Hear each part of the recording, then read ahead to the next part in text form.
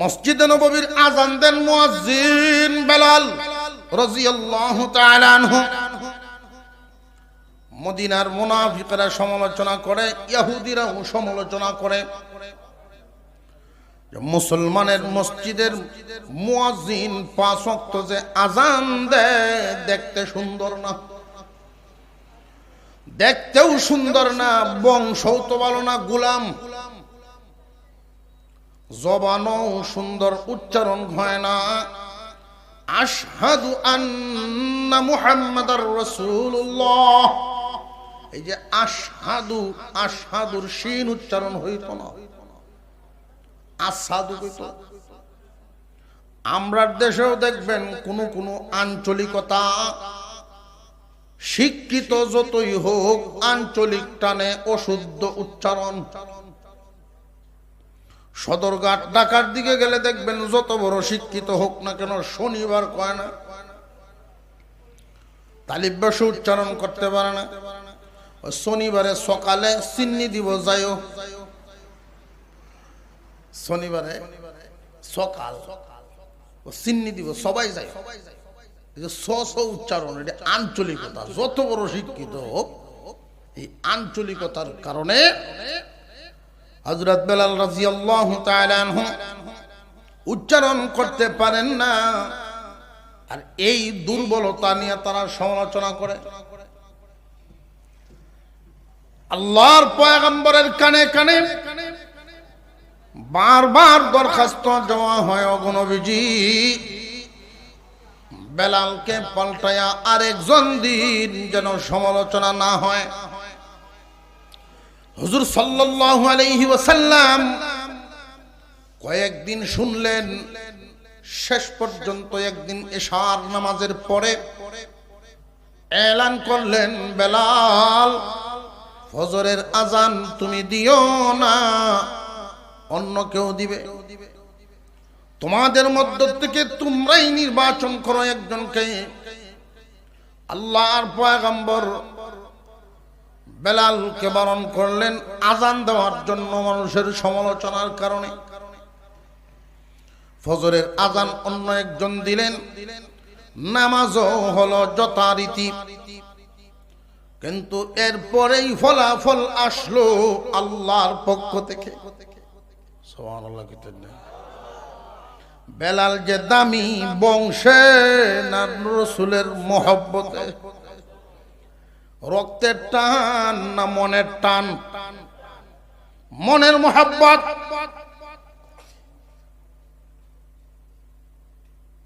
ফজরের নামাজের সময় চলে যাচ্ছে, খুব বেশি সময় বাকি নাই। প্রতিদিন যেই সময় নামাজ পড়েন সময় হয়ে গেছে।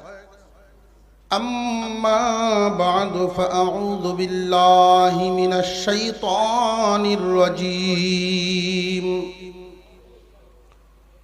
বিসমিল্লাহির রহমানির রহিম।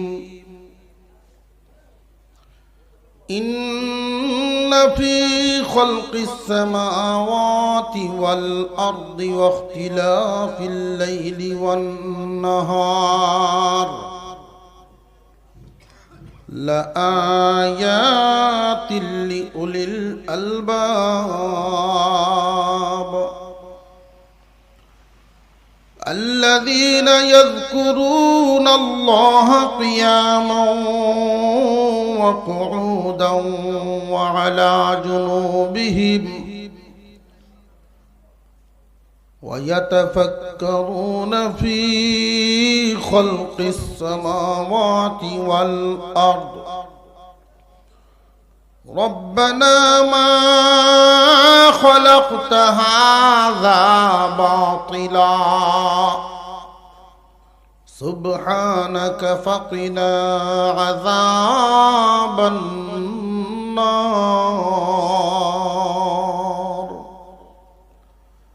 صدق الله العظيم.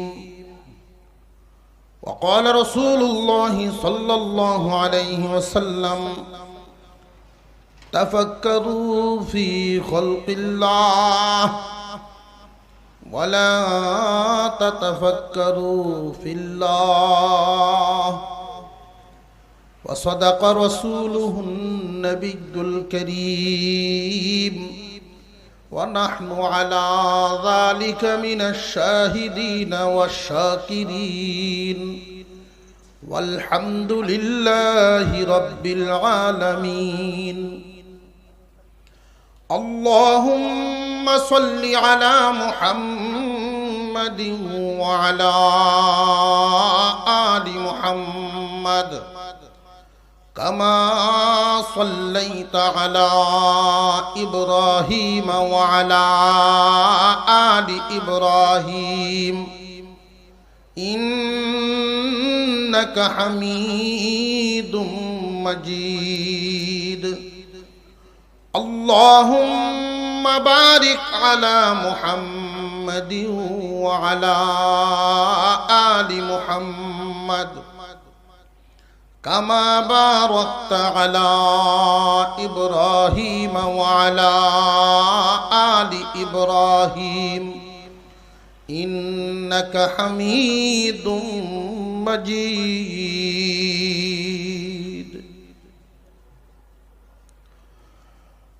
জামিয়া আরাবিয়া ইসলামিয়া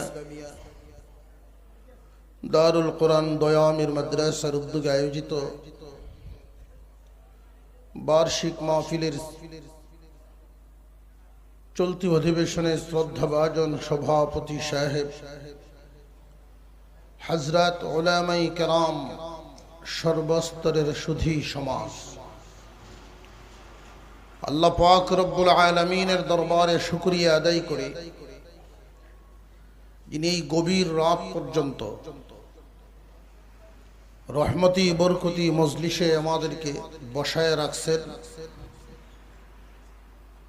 আল্লাহ পাক রব্বুল আলামিন যেন এই মুহূর্তে এই নেক কাজে শামিল হওয়ার বরকত রহমত আমাদেরকে দান করেন।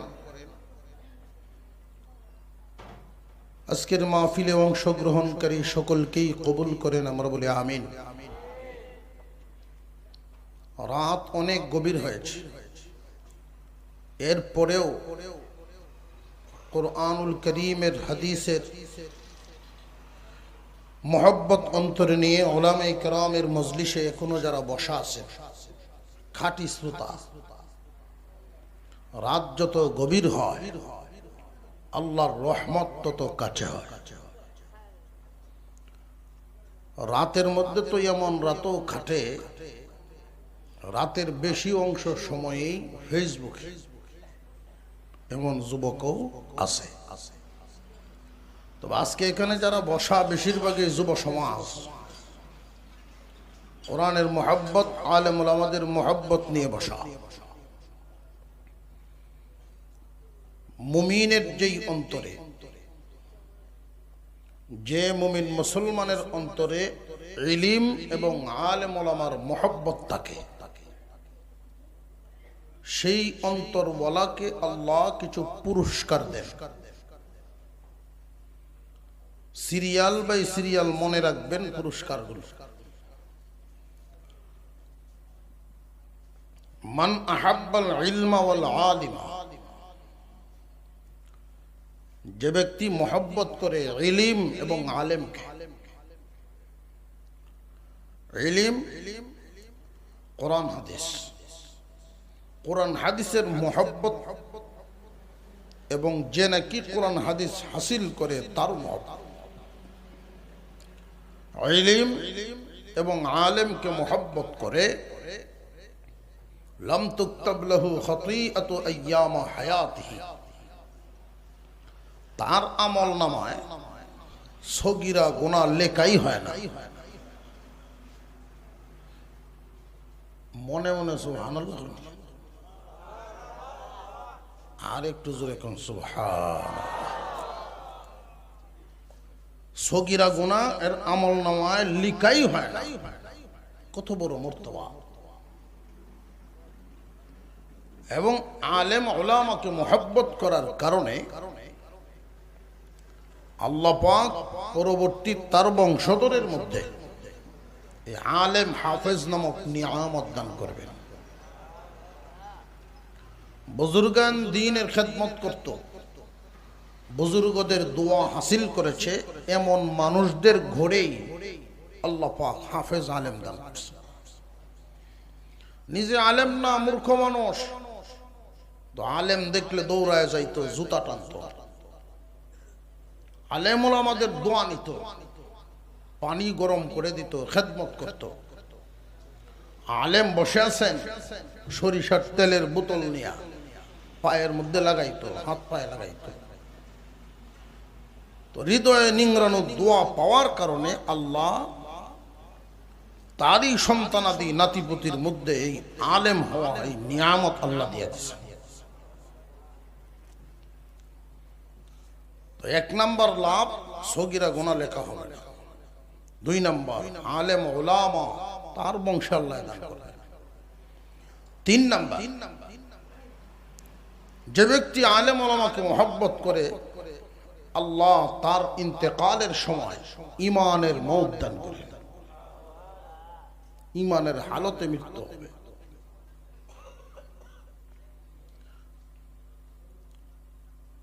4 নাম্বার, দুনিয়া থেকে বিদায় হওয়ার পরে হাসরের মাঠে আলেম উলামাদের সুপারিশ নসিব করবে।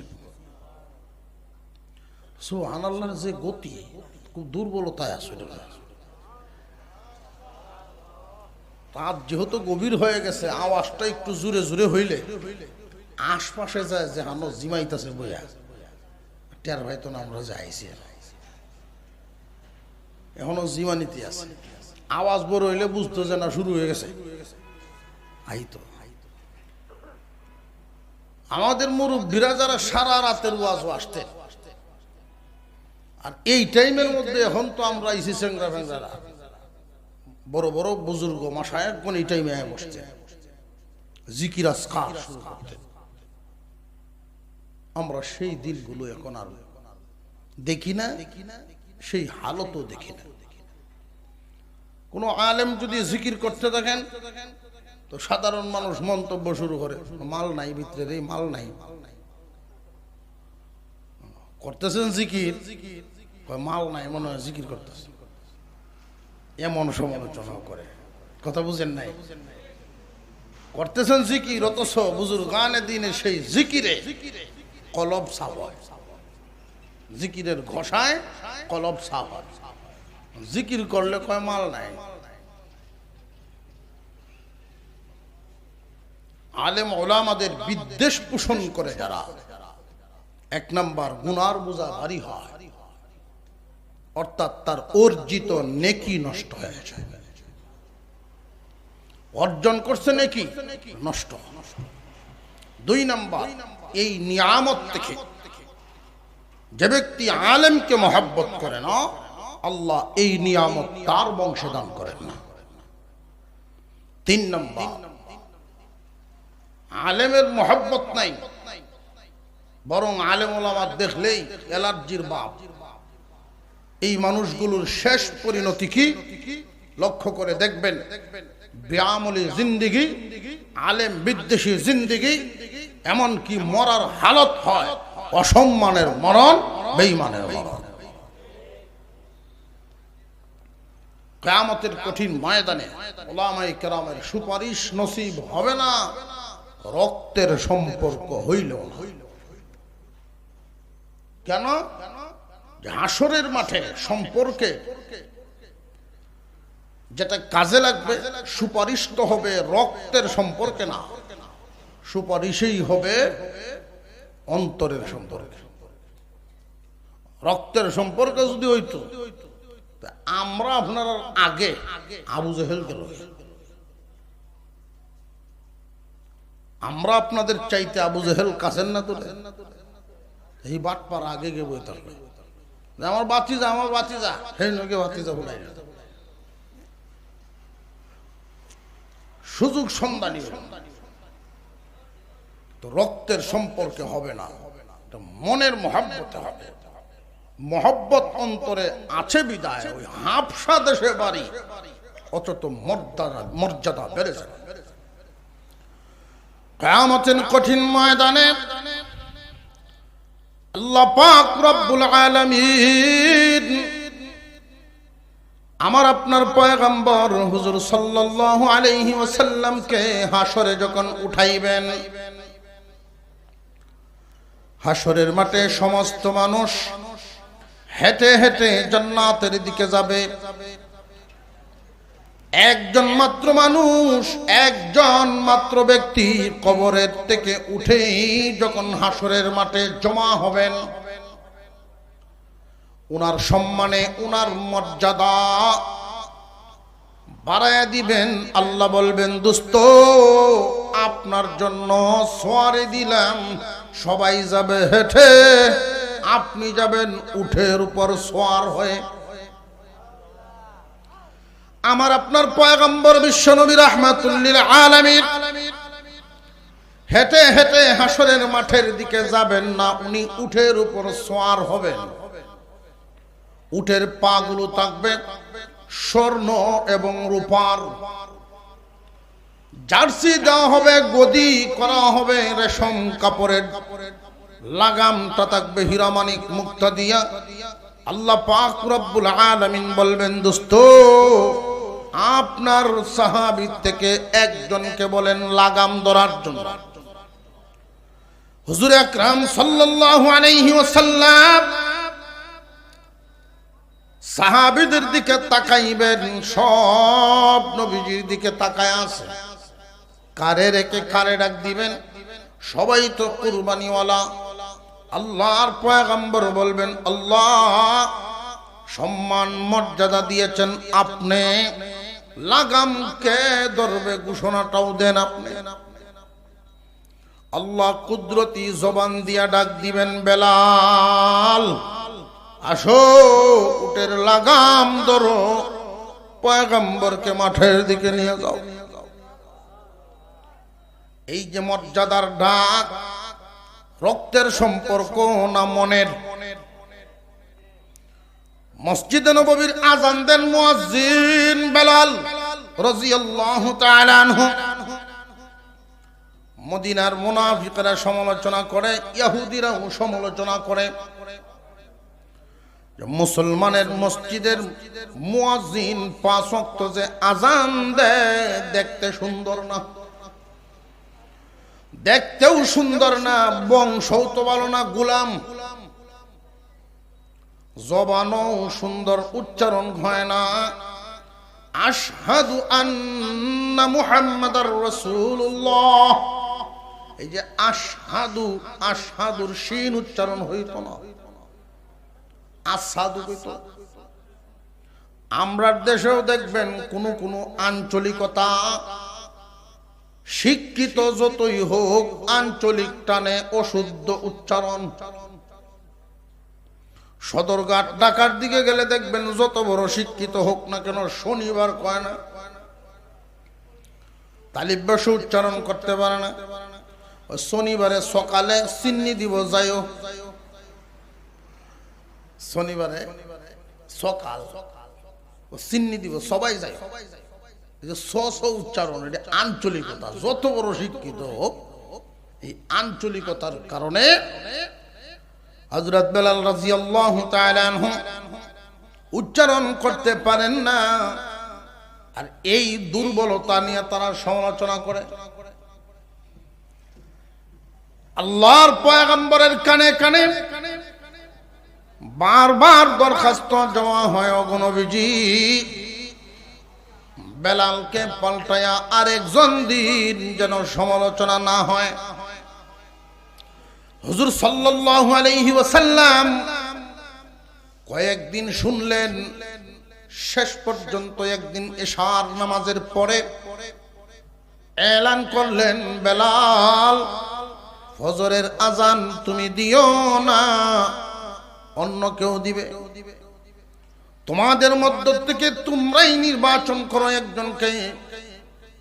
আল্লাহর পয়গম্বর বেলালকে বারণ করলেন আজান দেওয়ার জন্য মানুষের সমালোচনার কারণে। ফজরের আজান অন্য একজন দিলেন, নামাজও হলো যথারীতি, কিন্তু এরপরেই ফলাফল আসলো আল্লাহর পক্ষ থেকে। সুবহানাল্লাহ। বেলাল যে দামি বংশে না রসুলের মহব্বতে, রক্তের টান না মনের টান?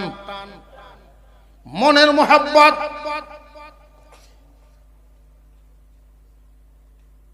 ফজরের নামাজের সময় চলে যাচ্ছে, খুব বেশি সময় বাকি নাই। প্রতিদিন যেই সময় নামাজ পড়েন সময় হয়ে গেছে, কিন্তু নবীজির ঘুম ভাঙে না। কেউ গিয়ে আল্লাহর পয়গম্বরকে ডাকও দেন না। এই সাহস কার নবীজির ঘুম ভাঙাবে? সবাই মিলে আবু বকর সিদ্দিক রাদিয়াল্লাহু তাআলা আনহুকে পিরাপিরি করেন, আবু বকর, আল্লাহর পয়গম্বর আপনাকে বেশি মহব্বত করেন, আপনি ডাক দেন। আবু বকর সিদ্দিক রাদিয়াল্লাহু তাআলা আনহু তিনি বলেন, আমার দ্বারা সম্ভব না ডাক দেওয়া, আমি এই সাহস পাবো না। এবার হযরত ওমর রাদিয়াল্লাহু তাআলা আনহুকে বলা হলো, আপনি যান। হযরত ওমর বলেন, প্রয়োজনে আমি একলা নামাজ পড়ে চলে যাব, তবু রাসূলের ঘুম ভাঙাতে পারবো না। রে বেলাল, তুমি যাও, আজান দিয়েছ তুমি, তোমার ডাকে আমরা আইছি, রাসূলকেও গিয়া ডাক। এখন বেলাল তো যাওয়া লাগে, ডাক কেমনে দিবেন চিন্তায় পড়লেন। ডাক দেওয়ার সাহস পান না, এই জন্য হুজরার সামনে দিয়া একবার এই মাথায় যান, একবার এই মাথায় যান, আর আওয়াজ দেন, আসসালাতু খায়রুম মিনান নাওম, আসসালাতু খায়রুম মিনান নাওম। ফজরের আজানে, এই ঘটনার আগে আজান 5 ওয়াক্ত যেমন ছিল ফজরও, বাকি 4 ওয়াক্ত যেমন ফজরও ছিল এমন। আসসালাতু খায়রুম মিনান নাওম আগে লাগানো ছিল না, শামিল ছিল না। এই দিন রাসূলকে ঘুম থেকে উঠানোর জন্য হযরত বেলাল হুজরার এই মাথায় একবার যান, ওই মাথায় একবার যান, এই মাথায় একবার যান, এই মাথায় একবার যান, আর জবান দিয়া উচ্চারণ করেন, উঁচা আওয়াজে উনি আওয়াজ করেন, আসসালাতু খায়রুম মিনান নাওম, আসসালাতু খায়রুম মিনান নাওম। ঘুম থেকে নামাজ ভালো, ঘুম থেকে নামাজ ভালো। আল্লাহর পয়গম্বর ঘুম থেকে উঠে গেলেন, নামাজে শামিল হলেন, জামাত হয়ে গেল। সালাম ফিরানোর পরে আল্লাহর পয়গম্বর বলেন, নামাজে হাজির করার জন্য হুজরার সামনে কে বলেছিল আসসালাতু খায়রুম মিনান নাওম বাক্য উচ্চারণ করেছিল কে? বারবার কে বলেছিল? হযরত বেলাল মনে করেছেন মনে হয় কোনো মামলা শামিল হয়ে গেছে, আমার নামে কোনো মামলা হবে, এই ভয়ে থরথর করে কাঁপতেছেন, মাথা নিচের দিকে দিয়ে একটু সামনে আগালেন। ওগো নবীজি, ভুল হলে মাফ করে দিবেন, আমি বলেছিলাম। আল্লাহর পয়গম্বর বেলাল রাদিয়াল্লাহু তাআলা আনহুর কাঁধে হাত দিয়া বলেন, বেলাল রে, তোমার এই বাক্যটা আল্লাহর কাছে এতটা পছন্দ হয়েছে, আজ থেকে ফজরের আজানের বাক্য হয়ে গেছে। রক্তের টানে না মনের? আল্লাহর রাসূল নিষেধ করলেন এশার আজানের পরে ফজরের আজান দিবা না। সারাটা রাত উনি ঘুমান নাই, যায় নামাজে বসা। আয় আল্লাহ, তোমার হাবিব বলছেন আজান না দেওয়ার জন্য, তোমার নামে ডাক দেই, তুমি আমার হেদায়েত দান করেছো, তুমি দয়া করেছো, হেদায়েতের মালিক তো তুমি আল্লাহ। এই হেদায়েতের টিকিট যদি নবীগণের হাতে থাকতো, তাহলে আমি গোলাম, আমি বেলাল অনেক পরে হেদায়েত পাইতাম। নবীগণ তো আগে তার বংশের লোকদেরকে আগে দিত হেদায়েতের টিকিট, অনেক পরে হইতো আমার সিরিয়াল। হেদায়েতের মালিক কে? আরো জোর আওয়াজের মালিক কে? হেদায়েতের মালিক আল্লাহ। বেলাল চোখের পানি ছাড়েন আর কান্দেন, আল্লাহ যেই যেই কারণে আজান দেওয়া নিষেধ হয়ে গেল, আজান দেওয়া বারণ হলো, একটাও আমার কোনো দুর্বলতা নয়, সবগুলো তোমার দেওয়া। আমি গোলাম বংশে জন্ম নিয়েছি, এটা আমার কিছু না, তোমার দেওয়া। দেখতে কালো বিশ্রী, এটাও আমার কিছু না, তোমার দেওয়া। যেই এলাকায় জন্ম নিয়েছি আঞ্চলিকতার কারণে উচ্চারণ হয় না, এটাও আমার না, এটাও তোমার দেওয়া। রাতভর কান্নাকাটি করেছেন। সকাল বেলায় জিবরাইল আমিন এসে জিজ্ঞাসা করেন, ওগো নবীজি, আজকে আপনার মসজিদে কি আজান হয় নাই? আজকে কি মসজিদে নববীতে ফজরের আজান হয় নাই? কেন হবে না? আজান তো হয়েছে, আরো শুদ্ধ উচ্চারণে হলো। জিবরাইল আলাইহিস সালাম বলেন, অন্যান্য দিন মসজিদে নববীর আজানের আওয়াজ এটা শুধু দুনিয়ার আসমান পর্যন্ত সীমাবদ্ধ থাকে না, আল্লাহর আরশ পর্যন্ত ধাক্কা লাগে। আল্লাহু আকবার বলেন, আরো জোরে বলেন আল্লাহু আকবার। আল্লাহ পাক মানুষের অন্তরের দিকে তাকা, অন্তর দেখে। মহান আল্লাহ